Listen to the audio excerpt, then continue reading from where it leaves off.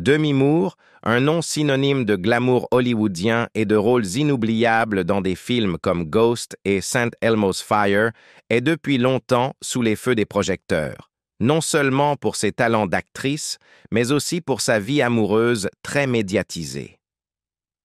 Au fil des années, ses relations amoureuses ont été aussi commentées que sa carrière, avec de nombreux moments qui ont fait les gros titres.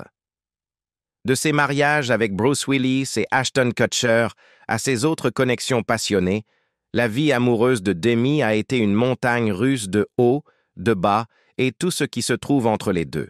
Aujourd'hui, dans la soixantaine, Demi Moore semble accepter son célibat et la liberté qui l'accompagne.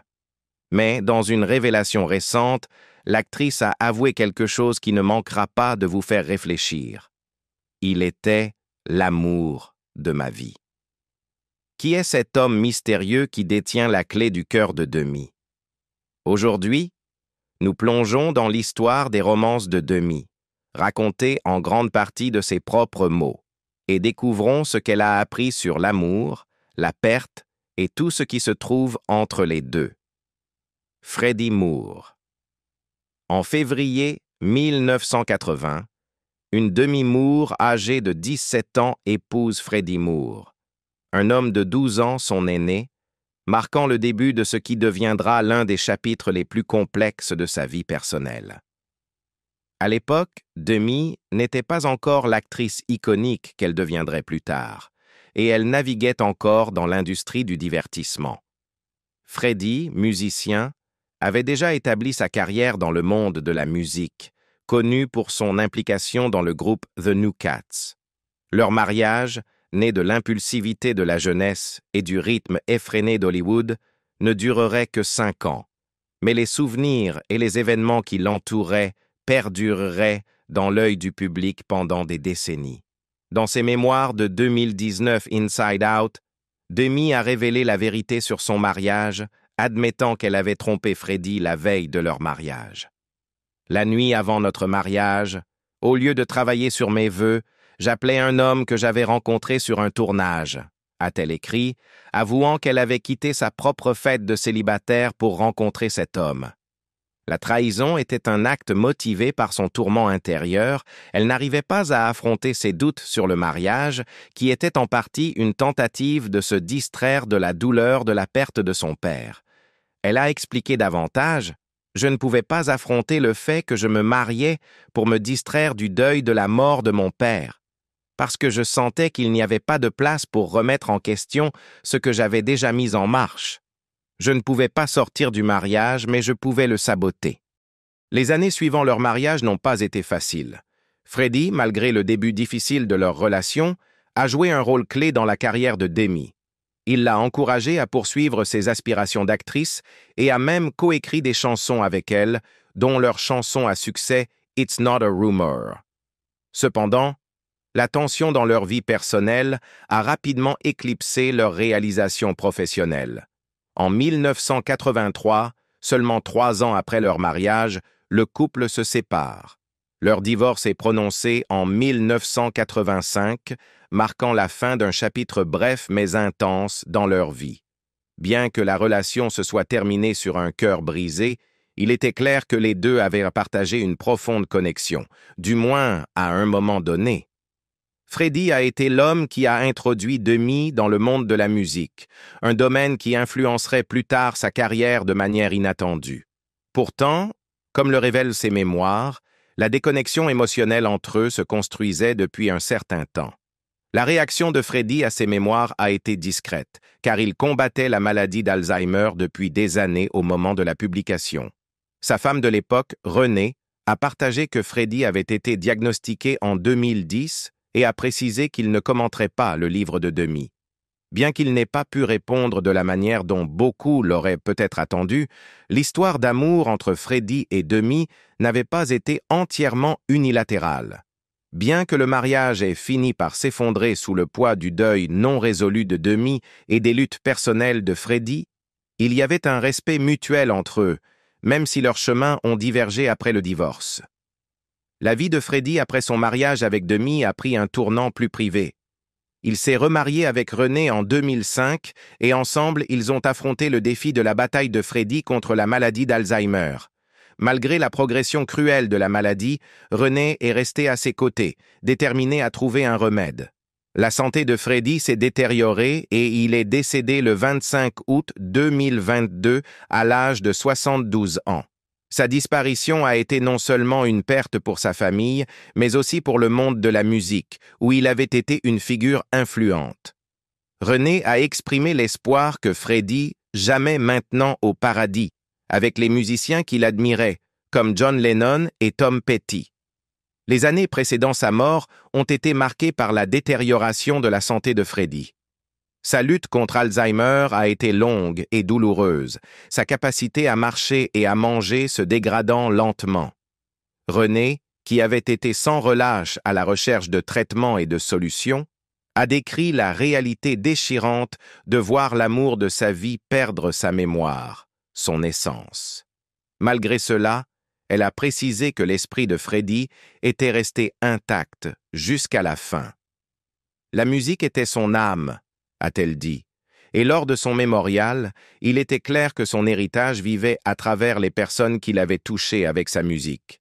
Malgré les défis, les dernières années de Freddie ont été passées entourées de sa famille, de ses amis et des personnes qui l'aimaient, se souvenant non seulement de sa musique, mais aussi de l'homme qu'il avait été. La cérémonie commémorative, remplie de musique et d'histoire, a été une célébration de sa vie et de l'homme extraordinaire qu'il avait été. L'hommage de Renée à lui en disait long sur leur lien, et sa décision de donner le cerveau de Freddie à la recherche sur la maladie d'Alzheimer n'était qu'un autre témoignage de son engagement de toute une vie à aider les autres. Timothy Hutton. Après la fin de son tumultueux premier mariage avec Freddie Moore, Demi Moore trouva brièvement du réconfort dans les bras de l'acteur Timothy Hutton. Leur relation fut de courte durée et entourée de mystères, avec peu d'informations sur les raisons de leur séparation ou les détails de leur temps ensemble. Ce que l'on sait cependant, c'est qu'ils ont été vus ensemble en public au moins une fois. En octobre de cette année-là, ils ont assisté ensemble au 6e bal annuel Carousel, un événement caritatif au profit du Barbara Davis Center pour le diabète de l'enfance. L'événement, qui récoltait des fonds pour la recherche sur le diabète, a vu le couple faire une apparition publique sur le tapis rouge, marquant ainsi leur première apparition en tant que couple. Timothy Hutton, connu pour ses rôles dans Ordinary People et Taps, était un acteur en vue à l'époque, et son association avec Demi semblait marquer un nouveau départ pour la jeune actrice après son mariage raté. Cependant, malgré la nature publique de leur apparition, la relation n'a jamais suscité autant d'attention ou duré aussi longtemps que certaines des relations futures de Demi. Les raisons de leur rupture restent floues, et après leur brève aventure, ils ont tous deux poursuivi d'autres relations. Jon Cryer. Au milieu des années 1980, Demi Moore et Jon Cryer ont travaillé ensemble sur le film No Small Affair, où leur collaboration professionnelle s'est rapidement transformée en une romance brève mais mémorable.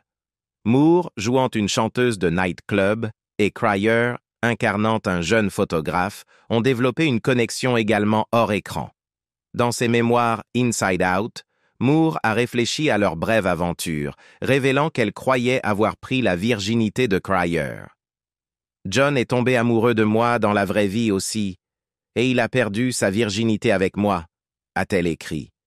Cependant, Moore a ensuite exprimé des regrets sur la façon dont elle avait géré la situation, estimant qu'elle avait été insensible à ses sentiments et qu'elle n'était pas émotionnellement prête en raison de ses luttes personnelles et de problèmes de dépendance. Cryer, cependant, a abordé la situation de manière légère, allégeant la culpabilité de Moore en public. Il a révélé qu'il avait déjà perdu sa virginité au lycée, malgré le regard choqué que Moore se souvenait. Cryer a évoqué avec tendresse leur temps ensemble, reconnaissant le tourment émotionnel de Moore, mais ajoutant « Je n'ai que de l'affection pour elle et aucun regret ». À l'époque de leur romance, Moore était déjà en proie à des problèmes de dépendance. Elle est entrée en réhabilitation avant le tournage de No Small Affair à la demande du réalisateur de St. Elmo's Fire, Joel Schumacher, mais a rechuté peu de temps après. Cryer, ignorant ces luttes, a ensuite réfléchi à leur brève romance dans ses mémoires So That Happened, notant qu'il n'était pas au courant de ses problèmes de dépendance à l'époque. La dépendance de Moore allait continuer à affecter ses relations et sa carrière dans les années suivantes, alors qu'elle luttait pour concilier sa vie personnelle et sa célébrité croissante. Des années plus tard, Cryer aurait acquis une meilleure compréhension des luttes de Moore lorsqu'il a travaillé avec son ex-mari Ashton Kutcher sur Two and a Half Men.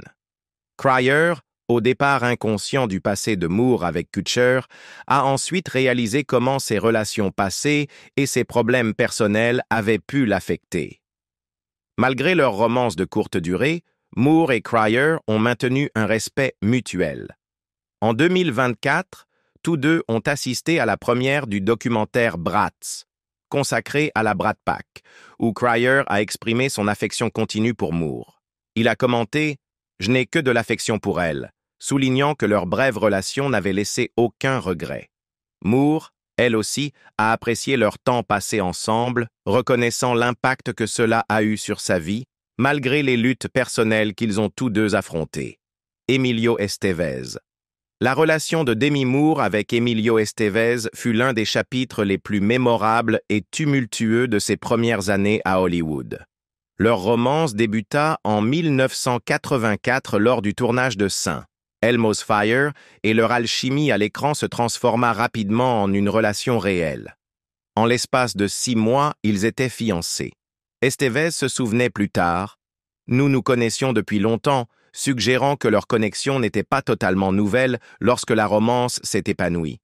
Cependant, malgré leur lien profond, leur histoire d'amour se terminerait par un chagrin. La romance à grande vitesse de Moore et Estevez prit de l'ampleur très rapidement, au point qu'ils envoyèrent des invitations de mariage.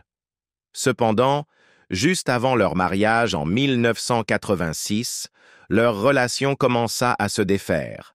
Dans ses mémoires Inside Out, Moore révéla qu'elle avait découvert qu'Estevez l'avait trompée après l'envoi des invitations.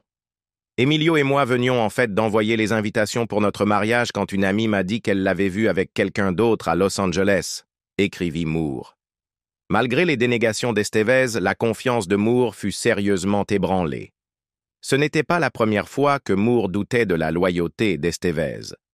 Elle révéla plus tard que, lors d'une brève séparation, Estevez avait couché avec une ex-petite amie qui s'avéra être enceinte.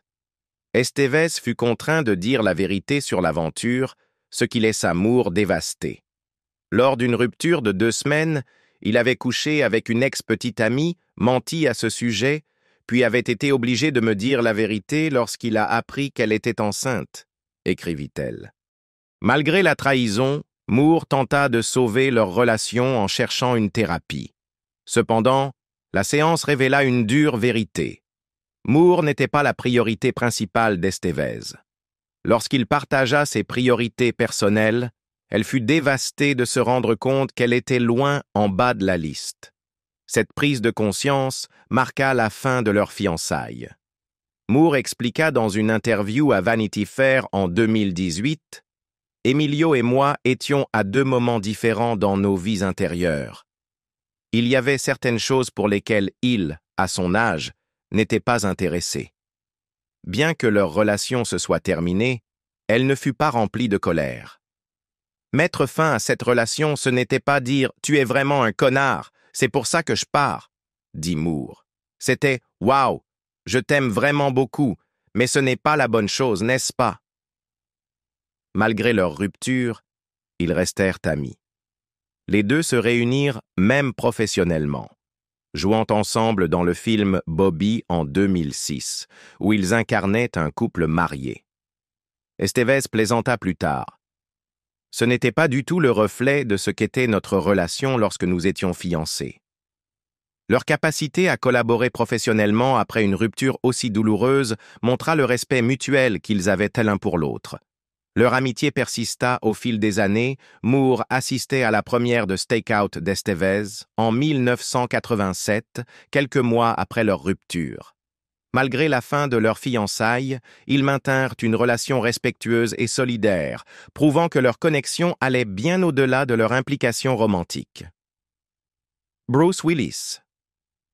La relation de Demi Moore et Bruce Willis a été l'une des histoires d'amour les plus emblématiques et médiatisées d'Hollywood à la fin des années 90 et dans les années 90. Leur romance, qui débuta en 1986, fut marquée par une chimie intense et donna lieu à une cour de fiançailles enflammée.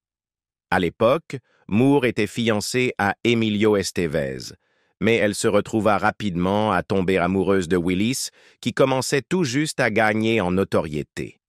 En 1987, le couple se maria de manière spontanée lors d'une cérémonie à Las Vegas. Moore se souvint de ce moment dans ses mémoires Inside Out, décrivant comment l'idée du mariage surgit de manière humoristique alors qu'ils se dirigeaient vers les tables de jeu.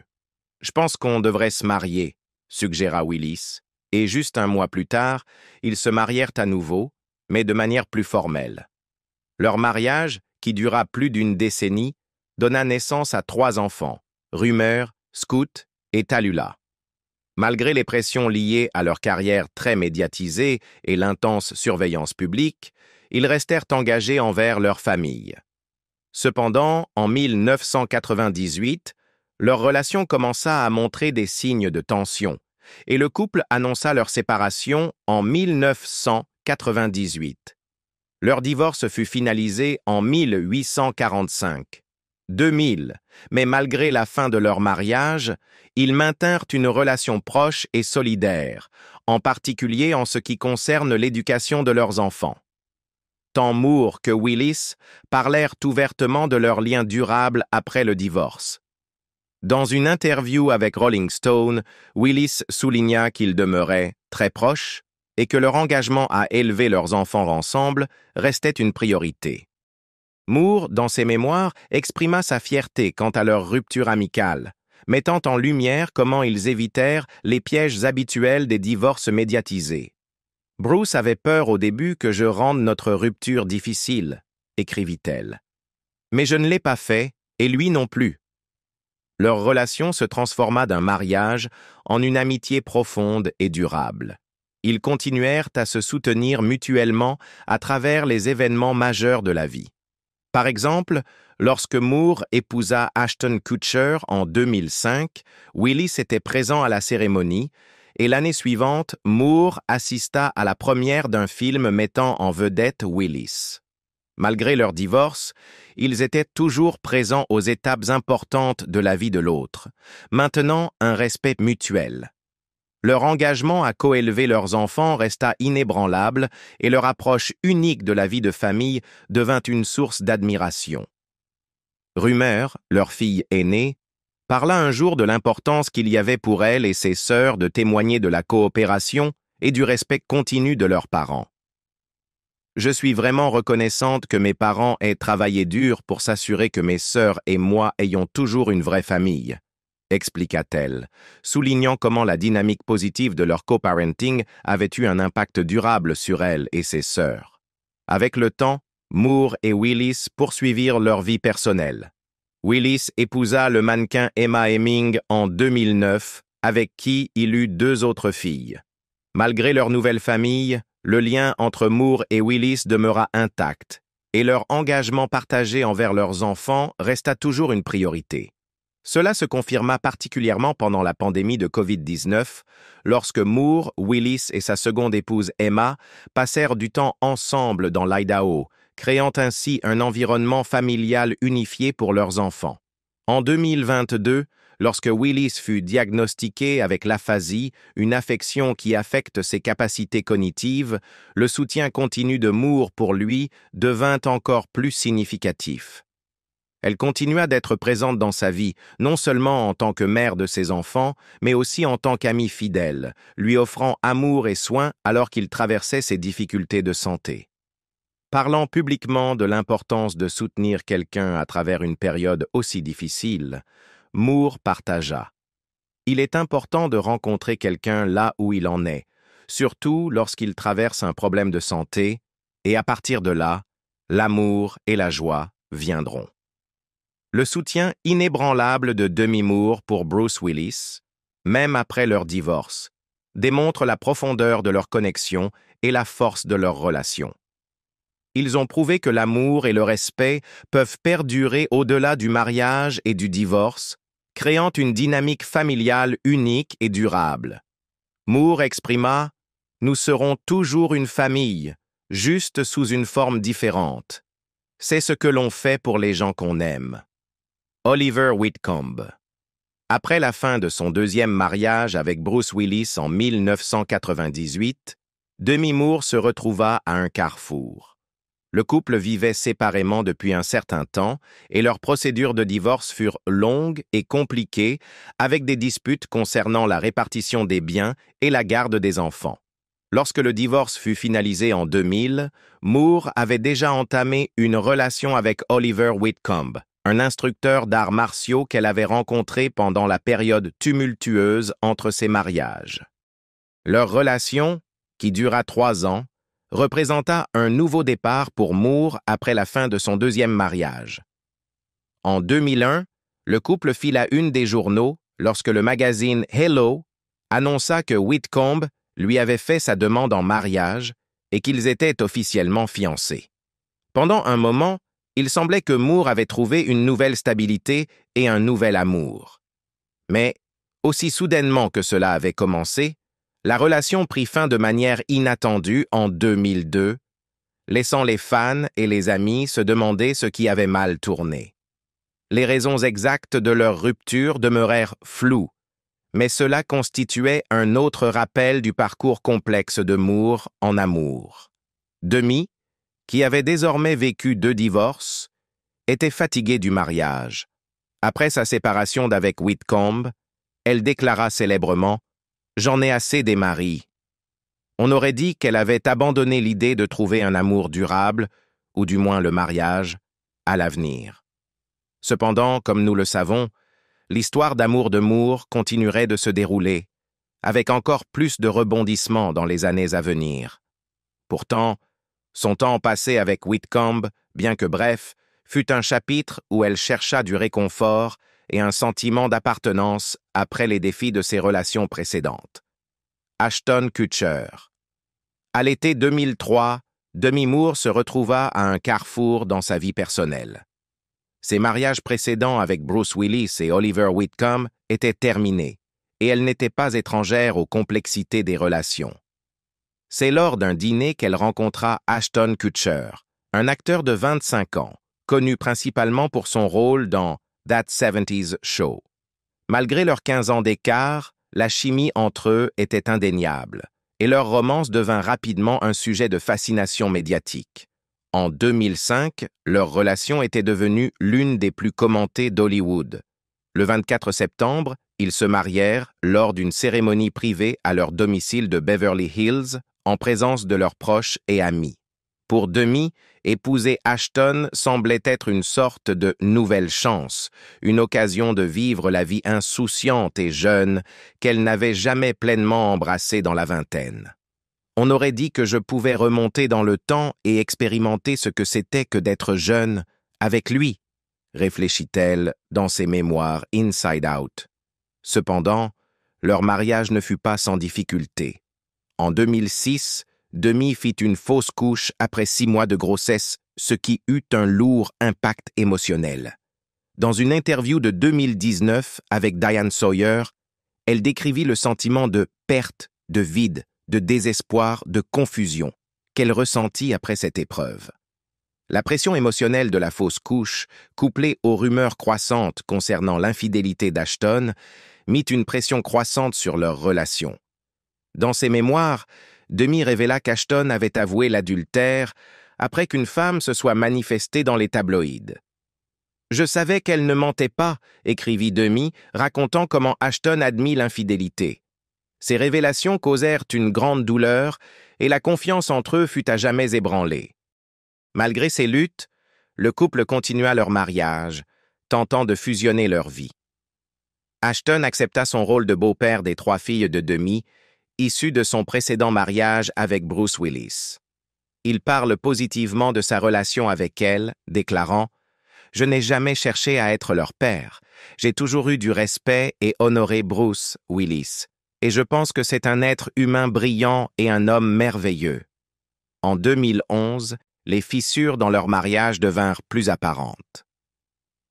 Juste avant leur 6e anniversaire de mariage, des rumeurs de séparation commencèrent à circuler. En novembre 2011, Demi et Ashton annoncèrent leur rupture. Dans une déclaration, Demi expliqua « C'est avec une grande tristesse et le cœur lourd que j'ai décidé de mettre fin à mon mariage de 6 ans avec Ashton. En tant que femme, mère et épouse, il y a certaines valeurs et serments que je tiens sacrés, et c'est dans cet esprit que j'ai choisi d'aller de l'avant dans ma vie. » Ashton exprima également sa tristesse, disant « Je chérirai toujours le temps passé avec Demi. Le mariage est l'une des choses les plus difficiles au monde, et malheureusement, parfois, ça échoue. » Leur divorce fut finalisé en 2013 après 2 ans de bataille juridique.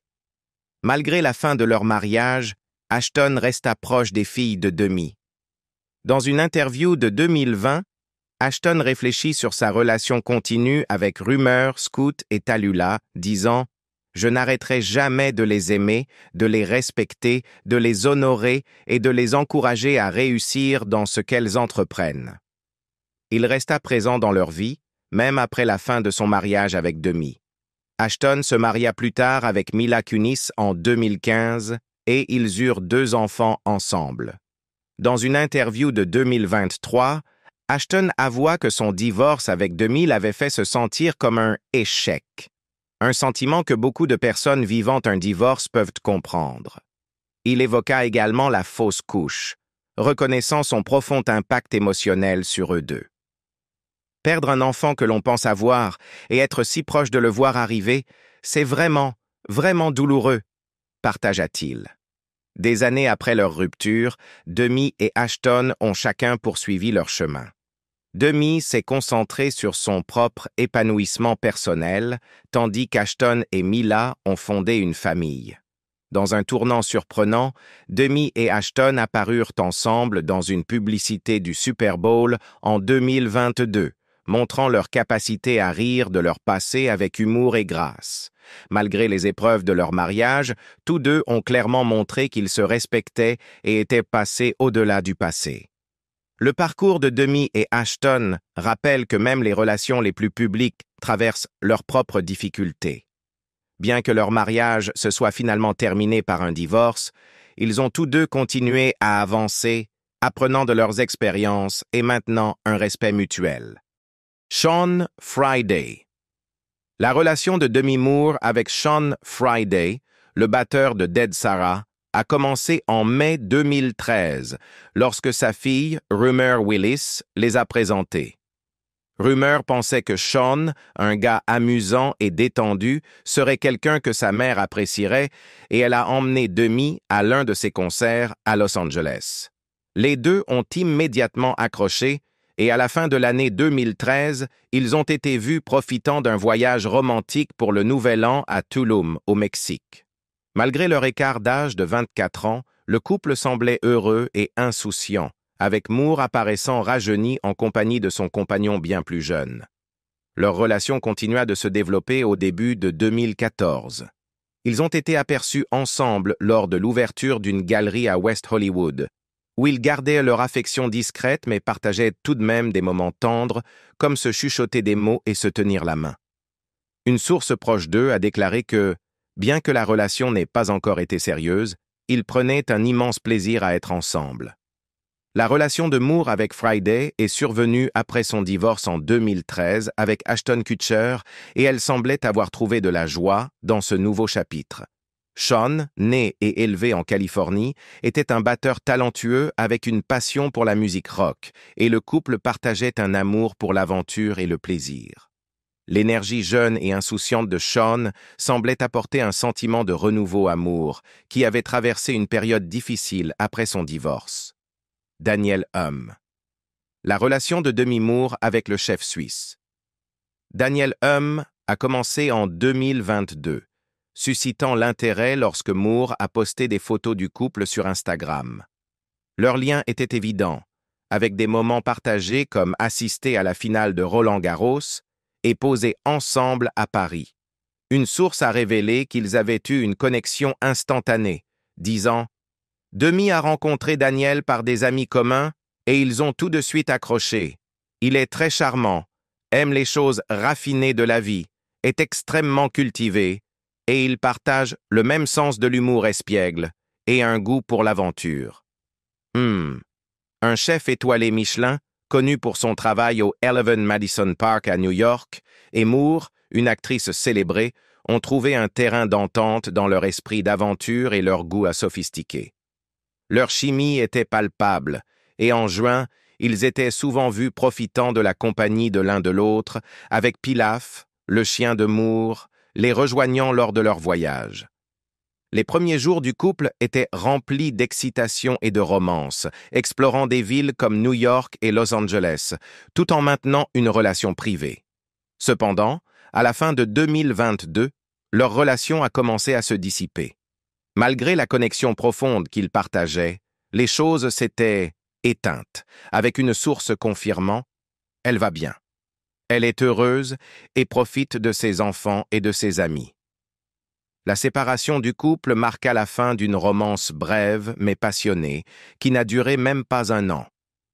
Moore, qui a fêté ses 60 ans en 2022, avait déjà exprimé qu'elle se sentait plus vivante et présente que jamais, embrassant son âge avec un sentiment de liberté.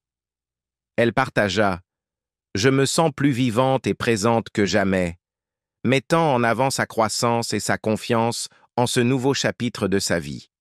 Malgré la rupture, elle continua de trouver épanouissement dans sa famille et ses amitiés, y compris sa relation amicale avec son ex-mari Bruce Willis, avec qui elle a 3 filles, Rumer, Scoot et Tallulah. Bien que sa romance avec ait pris fin, le parcours de Moore vers la découverte de soi continue. Après leur rupture, elle s'est concentrée sur les choses importantes de la vie. Ses enfants, ses amis proches et le fait de profiter de la liberté que lui apportait son âge. Et voilà l'incroyable histoire du parcours de Demi Moore à la recherche du véritable amour. C'est vraiment inspirant de voir comment elle a embrassé l'amour, la joie et la croissance personnelle, peu importe ce que la vie lui a réservé. Que pensez-vous du parcours de Demi? Croyez-vous qu'il est possible de trouver l'âme sœur plus tard dans la vie? Ou pensez-vous que l'amour arrive quand on s'y attend le moins? Faites-nous part de vos réflexions dans les commentaires ci-dessous, nous serions ravis de vous entendre. Et n'oubliez pas de liker, vous abonner et activer la cloche pour plus d'histoires de célébrités et de mises à jour.